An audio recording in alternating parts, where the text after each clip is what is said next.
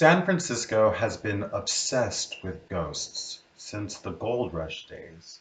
And one of the most famous that appeared here in San Francisco is that of Mr. Jor Gensen. You see, one winter's day in 1861, a disembodied face appeared in the second-story window of a building on the corner of Mason Street. Now, the building where this appeared was the home of the widow, Mrs. Jorgensen, and the face is believed to be that of her dearly departed husband. The face looked just like him, with a goatee, droopy mustache, wavy hair, and it stared sadly out of the window. Now, people from all over would come at any time of the day just to catch a glimpse of this ghost. It would even stop traffic. At the height of its popularity, the Mason Street ghost was deemed a public nuisance, and so the city had the window removed and taken to a judge's office where it was to be observed.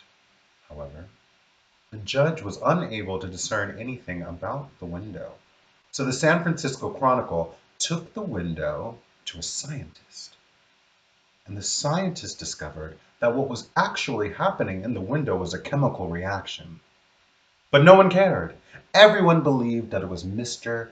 Jor Gensen.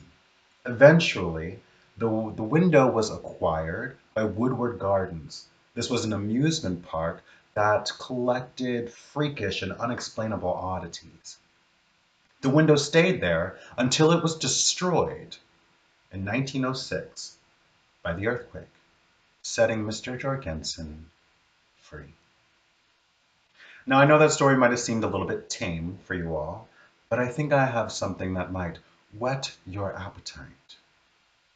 You see, I recently read an article about a haunting in 1929, the haunting of a local pound. That's right, the pound.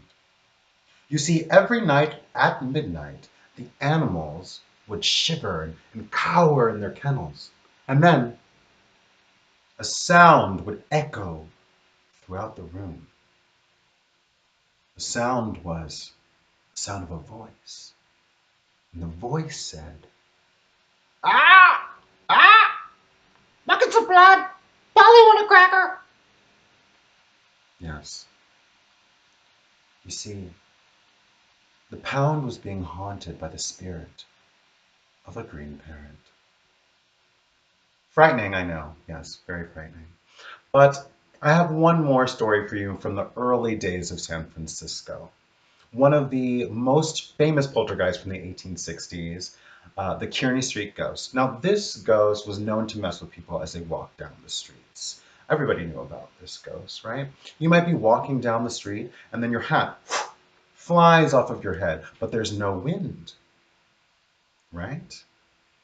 This ghost would just mess with you. And everyone knew about this ghost, but one man had extensive experience with this ghost. His name was Albert Crumb.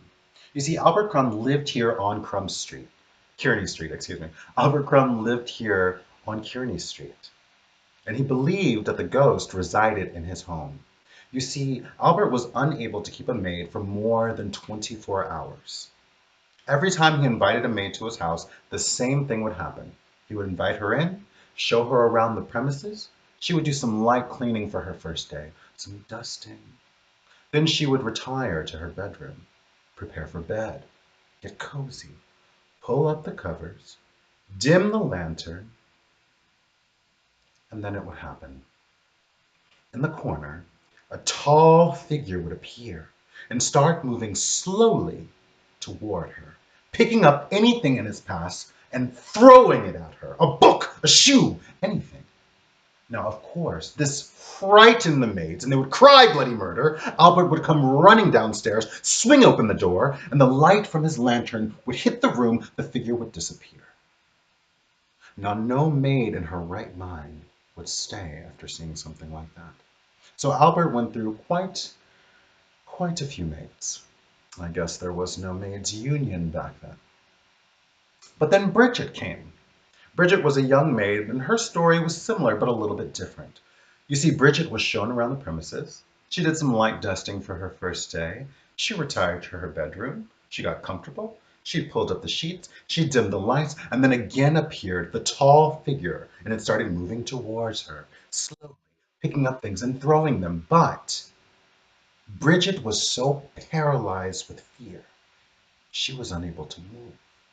So the figure just got closer and closer until it was standing directly over her bed. She was so paralyzed with fear, she was unable to call for help. So she laid there, stuck, watching this tall figure. And the tall figure stood there and let out this cry, this.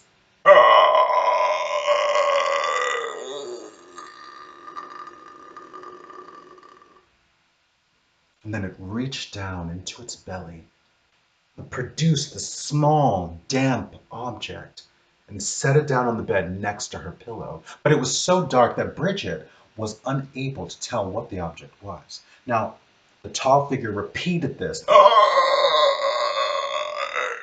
over and over again. And finally, when it finished, it vanished. And when it vanished, the spell was broken, and Bridget called for help. Albert came running down the stairs, swung open the door, and when the light from his lantern hit the room, it revealed what the monster had set down on the bed. It revealed 9 snowy white dead kittens, each with a red palm print on its fur.